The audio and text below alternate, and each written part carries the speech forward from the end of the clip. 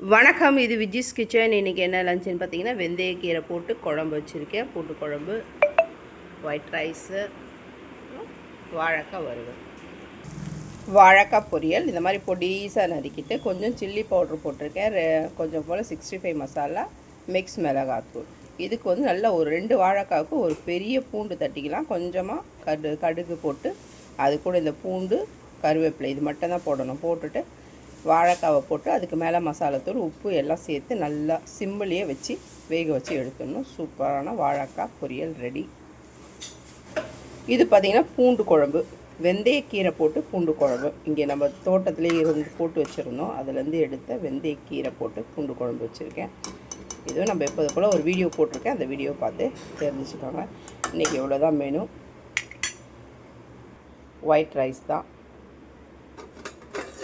அவ்வளோதான். இன்றைக்கி சிம்பிளாக லஞ்சு கட்டியிருக்கேன். வீடியோ பிடிச்சிருந்தால் லைக் பண்ணி, ஷேர் பண்ணி, கமெண்ட் பண்ணுங்கள். மறக்காமல் நம்ம சேனலை சப்ஸ்கிரைப் பண்ணுங்கள்.